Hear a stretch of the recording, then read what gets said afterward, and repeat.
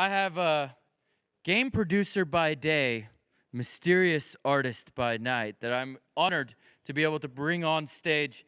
His name is Loïc Ramboanasolo, and he's going to be talking about the infinite potential of derivative art for NFTs IP.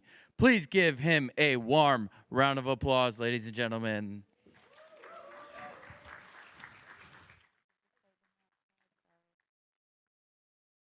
All right. Can you hear me? Yeah? Cool. So my name is Loïc, and today we're going to talk about the potential of derivative art to create cool identities online, but also for brands. So before getting into this, I just got to define a little bit what derivative art is. And Wikipedia says it's an expressive creation that includes major copyrightable elements of an original, previously created first work. So complicated way to say, you have a very recognizable brand, something that has meaning, and you just remix it, you change it, and you create something new. Now, for something like Star Wars there, that caused change and create like a designer toy for it, it's kind of difficult. You have to be able to be connected to the actual brand. But in NFTs, it's not something that is done at all. And yet, it has a lot of potential for artists, for brands, and even for holders.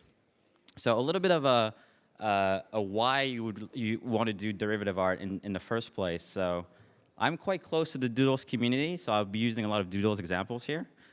But the main thing about derivative art that is super powerful is that in this space, a lot of people are super dedicated to the brands that they hold.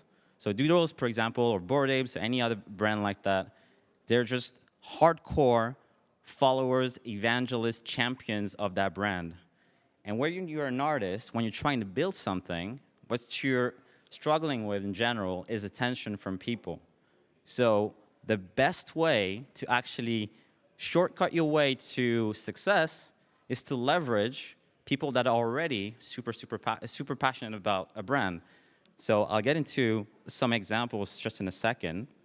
The second reason is that for the good IPs out there, the good brands, the goal for them is to develop kind of like a story around it, a world around what around their PFPs or NFTs, or like JPEGs basically. And in the case of Doodles, it's a fairly easy world to look at and feel like, ooh, it feels good, etc. So very briefly, I did this this doodle in the middle because I missed the doodle mint. I was super pissed, so I created my own doodle of this NFT on the left there. The thing became viral, Doodles retweeted it, the original collection retweeted it as well, and then tons of people came to me and said, I want the same. And I realized at that point that people love their PFPs. They really love it. It's kind of like going to a touristy place and getting a caricature of your brother, your sister, your sibling. It's like something that you want to do because it's fun. So I created a lot of those, tons of IPs, tons of visibility, but also I got into a community, I got onto all of those communities.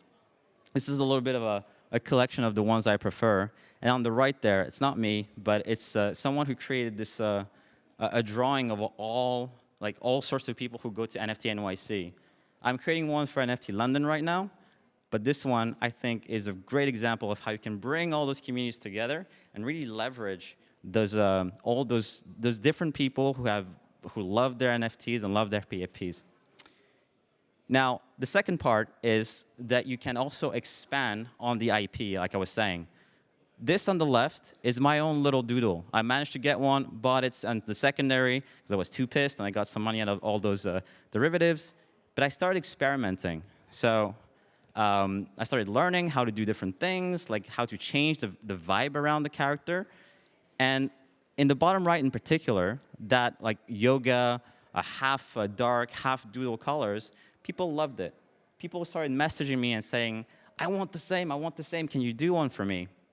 So I was thinking, again, they want something for their PFP that kind of goes beyond the initial like face thing. So I created tons of those, and eventually I realized that, yeah, there is really a case for derivative art because people love their NFTs. for sure. They spend like thousands of dollars sometimes on this. So I went beyond even. I thought maybe, apart from just the drawings, maybe I can create an entire world that kind of expands on the doodle thing. I create this thing, and all of these people, all of these NFTs are actual holders. I asked them, what superpower would your NFT have? Which kind of doesn't make sense because there's no superpowers in this world. But I said, what if you had to think about it? And this sort of like collaboration made the whole process much more interesting for them, but also for me. And it came out like with this drawing, which is kind of mixing my two worlds of game production and arts, because I love both worlds. And same thing. People loved it. The doodles loved it. And I think that there is really a potential to go beyond just a JPEG or just a profile picture, really. Now, the other part of this, apart from the world building, is the brand building. Like, a lot of you might know Jenkins the Valet. I think he's the best example out there, or she or they. It's an entirely online, entirely virtual, non-existing created character. And yet, Jenkins is probably one of the most recognizable Bored Apes today.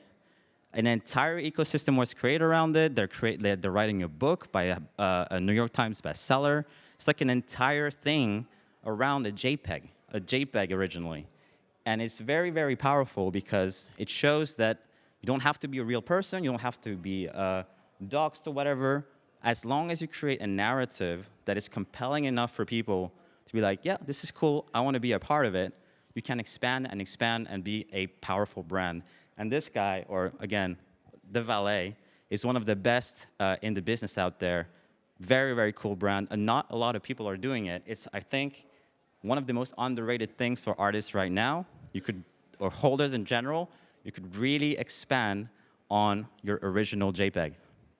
Now, it doesn't have to be something very, very like codified or anything, because I created some doodles, but these are 4 different artists, 4 different styles.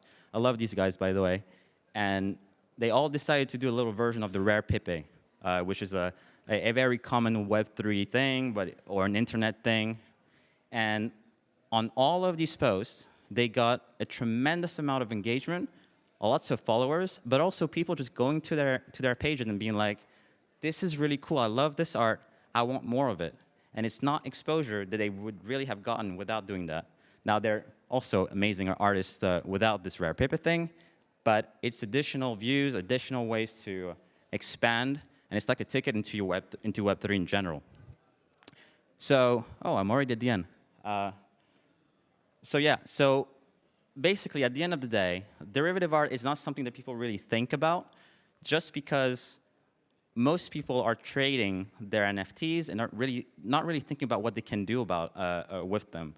And the reality is, you want to be able to have as much attention as you can from the people around you. Like, just because there's a battle for attention online, especially on Twitter, where everything goes so fast, but by leveraging the people who are already super into their PFPs, their NFTs in general, you can get into those communities, you can get to know people, and get to maybe have like very dedicated collectors that you wouldn't have gotten without doing this. So if you're an artist, give it a shot. Try to do a little derivative of something. If you're a brand, try to connect with those collections, and same thing, try to understand what the codes are and the nuances. Or if you're just a holder and you want to do something like Jenkins the Valet, give it a shot. There is definitely a space for derivative art, and it will probably like kickstart you into like top success. So that's it. That's been my talk. 15 seconds left. I'm happy.